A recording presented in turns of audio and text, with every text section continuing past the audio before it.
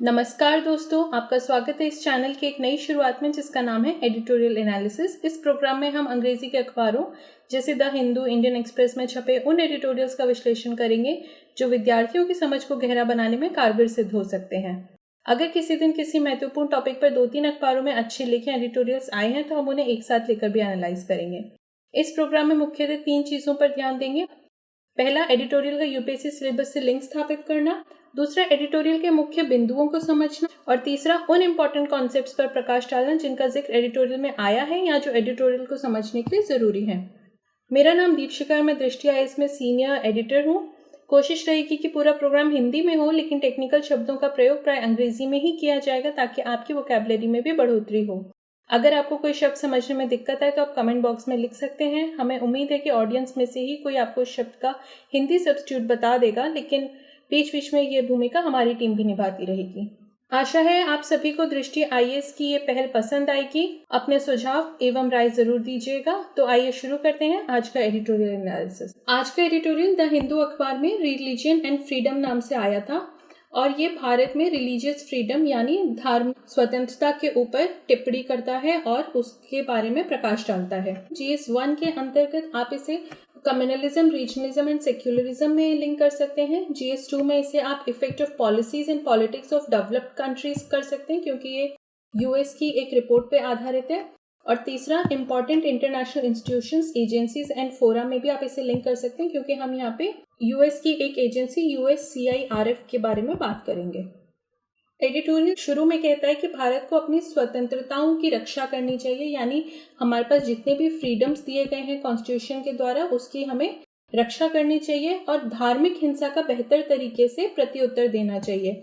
यानी एडिटोरियल के हिसाब से अभी जिस तरह से हम धार्मिक हिंसा को हैंडल कर रहे हैं वो काफी नहीं है, उसका कोई बेहतर अप्रोच होनी चाहिए। इसके अलावा एडिटोरियल कहता है कि धार्मिक स्वतंत्रता जो है वो सर्वोपरि है, इसलिए नहीं क्योंकि उसका जो रिलेशन है वो धर्म से है, बल्कि इसलिए क्योंकि उसका रिलेशन स्वतंत्रता से है।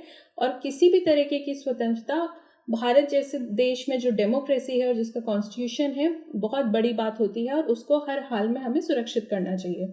ये जो एडिटोरियल है ये दरअसल USCIRF की एक वार्षिक रिपोर्ट जो आई है उसके बारे में बात करता है। USCIRF यूएस की एक एजेंसी है और इसने अपनी रिपोर्ट में भारत में जो रिलीजियस फ्रीडम है उसको लेके चिंता जताई है। इस रिपोर्ट के हिसाब से पिछले वर्ष की तुलना में भारत में सांप्रदायिक हिंसा जो है वो बढ़ी है और जो सरकारी उपाय हैं वो काफी उग्र देखे गए हैं।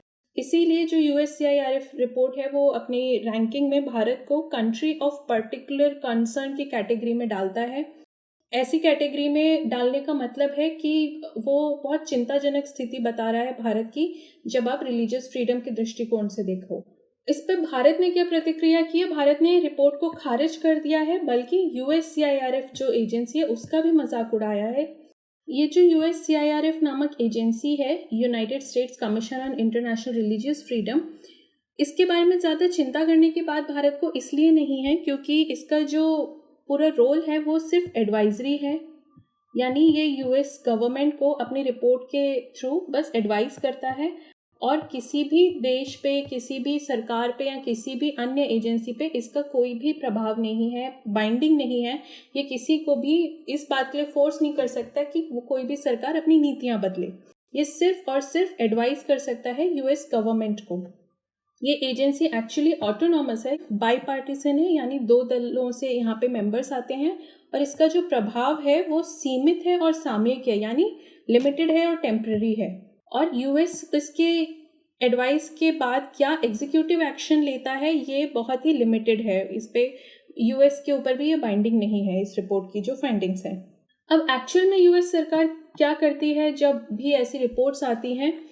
तो अमेरिकी सरकार जो है वो किसी भी भारत की सरकार की एजेंसी पे या अधिकारियों पे प्रतिबंध लगा सकती है, लेकिन ये तभी करेगी जब अमेरिका के रणनीतिक हितों पर ये सही पड़ रहा है और उनको इससे कुछ फायदा हो रहा है, तब अमेरिका इस रिपोर्ट के आधार पे भारत पे कोई भी प्रतिबंध लगा सकती है। लेकिन अगर उसे लग रहा है कि इससे नुकसान होगा तो अमेरिकन गवर्नमेंट जो है इस रिपोर्ट को पूरी तरह इग्नोर कर सकती है। अगर हम पहले का इसका ट्रैक रिकॉर्ड देखें तो अमेरिका ने स्वतंत्रता, लोकतंत्र, सहिष्णुता और पारदर्शिता, ये जो मापदंड हैं आपके, इंडिपेंडेंस, डेमोक्रेसी, टॉलरेंस और ट्रांसपेरेंसी, इसका जो भी यूज़ किया है इन मापदंडों के तहत, किसी भी नेशन को अगर क्रिटिसाइज किया है या उसका तारीफ की है, तो वो केवल रणनीतिक गतिविधियों के लिए किया है, इसके अलावा और कोई इरादा नहीं होता है। और जब भी ऐसे किसी भी देश को टारगेट किया जाता है तो ये जो प्रक्रिया है ये बहुत ही चयनात्मक होती है और मनमानी होती है, यानी यूएस का जिसका मन है उसको टारगेट करता है, जिसका मन है उसको छोड़ देता है।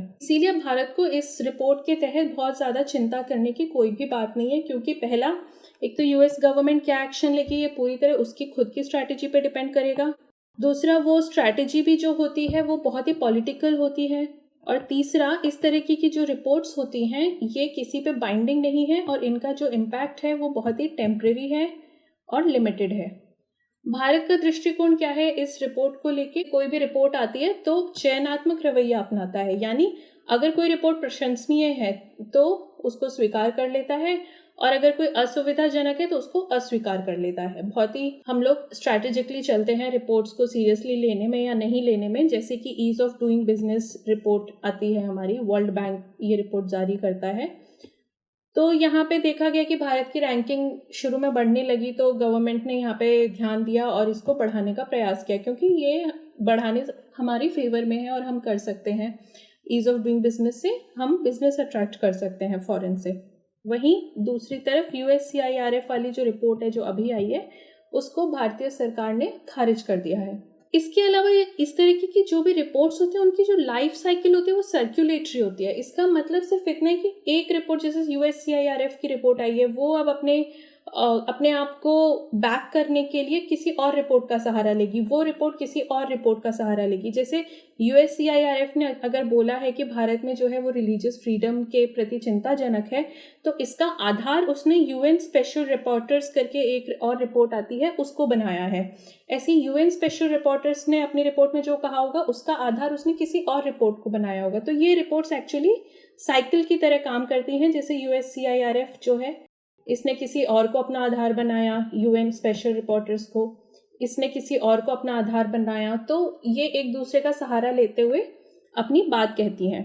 इसमें UN स्पेशल रिपोर्टर्स के रिपोर्ट में जो असम में NRC चल रहा है उसके जो भेदभावपूर्ण परिणाम हुए हैं उसको कोट किया है, जिससे ये प्रूव कर सके कि इंडिया में एक्चुअल में रिलीजियस फ्रीडम जो है वो कर्ब हो रहा है। कुल मिलाकर इस तरह की रिपोर्टों का किसी देश की छवि के निर्माण में ही सिर्फ योगदान है, इसके अलावा ज़्यादा कुछ नहीं है। आप सिर्फ अगर ये बताना चाहते हो कि कोई भी देश वो अच्छा है, डेमोक्रेटिक है और उसको लेके आप बहुत प्रोग्रेसिव नज़रिया रखते हो, तो ये रिपोर्ट्स उस तरीके का डेटा कलेक्ट करके बता देती हैं।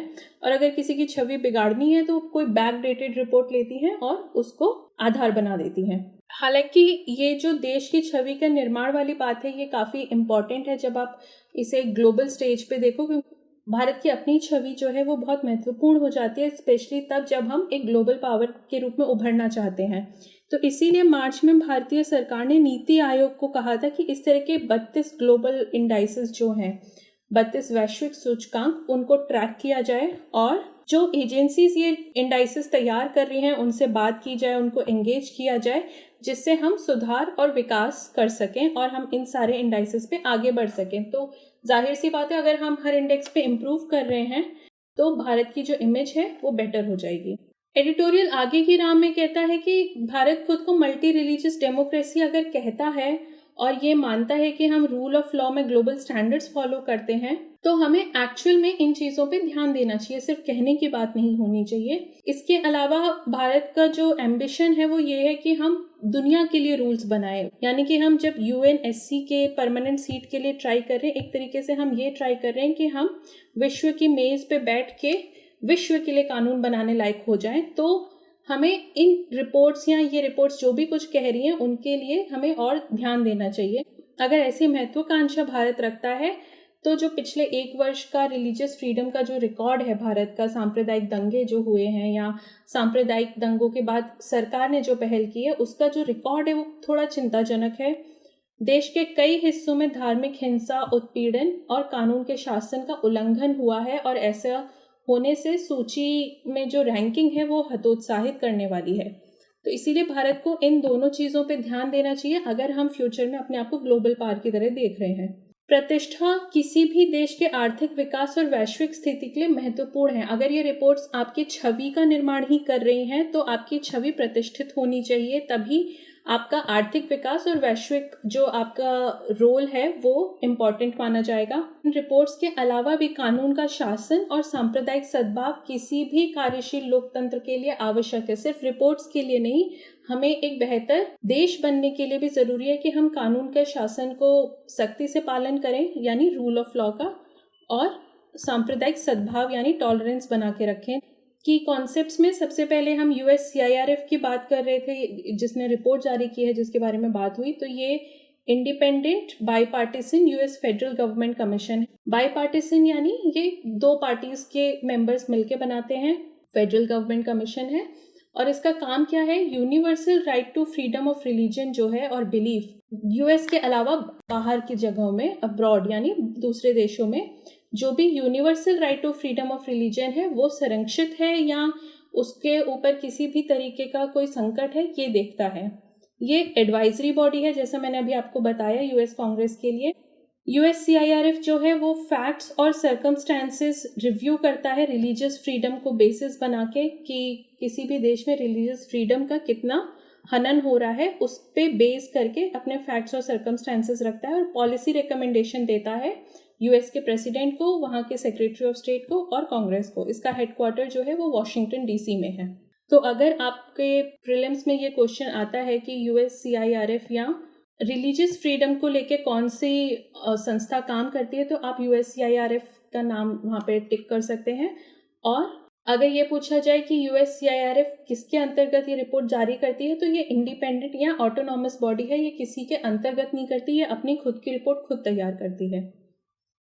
दूसरा, हमने नीति आयोग की बात की। जैसा आप लोग को पता होगा, इसका फुल फॉर्म है national institution for transforming India. 1 जनवरी 2015 को ये बनाया गया था। 2 हब्स के तहत काम करता है, टीम इंडिया हब और knowledge and innovation hub. Team India hub में सारे इंडियन स्टेट्स होते हैं सेंट्रल गवर्नमेंट के साथ, और नॉलेज और इनोवेशन हब जो है ये थिंक टैंक की तरह काम करता है कि आगे कैसे हम नीति आयोग की कैपेबिलिटीज बढ़ा सकते हैं। इसका ऑब्जेक्टिव क्या है? सिर्फ इतना है कि अब तक जो है सेंटर अलग काम करता था, स्टेट्स अलग काम करते थे, तो अब दोनों एक साथ काम कर पाएं। कोऑपरेटिव फेडरलिज्म इसका ऑब्जेक्टिव है, और इसके अलावा एक्टिव पार्टिसिपेशन ऑफ स्टेट्स, जिससे कि हमारा जो भी नेशनल एजेंडा है उसमें स्टेट्स की पूरी भूमिका हम रखें, और ऐसा ना हो कि सिर्फ सेंटर सबके लिए नीतियां बना रहा है। कॉम्पोजिशन में चेयरपर्सन जो है इसके वो प्राइम मिनिस्टर हैं, vice chairperson prime minister appoint करते हैं। इसके अलावा 2 काउंसिल्स हैं, गवर्निंग काउंसिल और रीजनल काउंसिल। जो गवर्निंग काउंसिल है उसमें सारे चीफ मिनिस्टर्स हैं सारे स्टेट्स के, और लेफ्टिनेंट गवर्नर्स हैं यूनियन टेरिटरीज के। रीजनल काउंसिल जो है वो स्टेट के लेवल पे हैं, इसीलिए इनका जो मेंबर होंगे वो चीफ मिनिस्टर्स हैं और लेफ्टिनेंट गवर्नर्स हैं, चेयर्ड बाय प्राइम मिनिस्टर या प्राइम मिनिस्टर के द्वारा ही कोई नॉमिनेट किया हुआ सदस्य।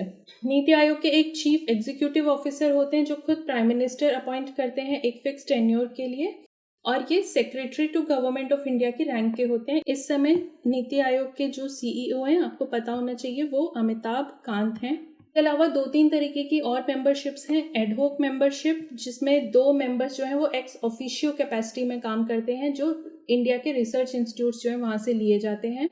एक्स ऑफिशियो मेंबरशिप यानी union council of ministers, central government की यूनियन काउंसिल ऑफ मिनिस्टर्स जो होते हैं, वहाँ से 4 मिनिस्टर्स को एक्स ऑफिशियो मेंबरशिप भी मिल सकती है, प्राइम मिनिस्टर जिनको भी नॉमिनेट करें। इसके अलावा स्पेशल इन्वाइटीज होते हैं जो प्राइम मिनिस्टर खुद इन्वाइट करते हैं।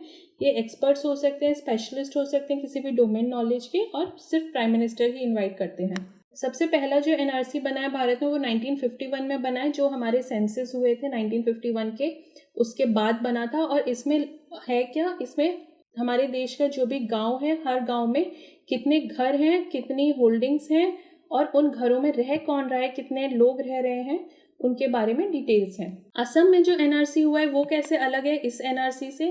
असम में जो NRC है उसका मुख्य उद्देश्य है इलीगल माइग्रेंट्स को आइडेंटिफाई करना जो बांग्लादेश से आए हैं 24 मार्च 1971 के बाद। आपको ये डेट याद रखनी बहुत ज़रूरी है। इसके अलावा ये भी देखता है कि जो लोग सिटीजनशिप के लिए अप्लाई कर रहे हैं असम में इंडिया की सिटीजनशिप के लिए, वो एक्चुअल में जेन्युइन सिटीजन्स हैं भी कि नहीं। ये हम कैसे आइडेंटिफाई करते हैं कि वो जेन्युइन है कि नहीं? उनका नाम या तो 1951 वाले एनआरसी में होना चाहिए उनका या उनके फैमिली मेंबर्स का नाम, या फिर जो इलेक्टोरल रोल 24 मार्च 1971 तक बनाए गए हैं हमारे इलेक्शन कमीशन द्वारा, उसमें आपका नाम होना चाहिए, आपका या आपके फैमिली मेंबर्स का। तो आप जेन्युइन हो, आप इलीगल माइग्रेंट नहीं हो।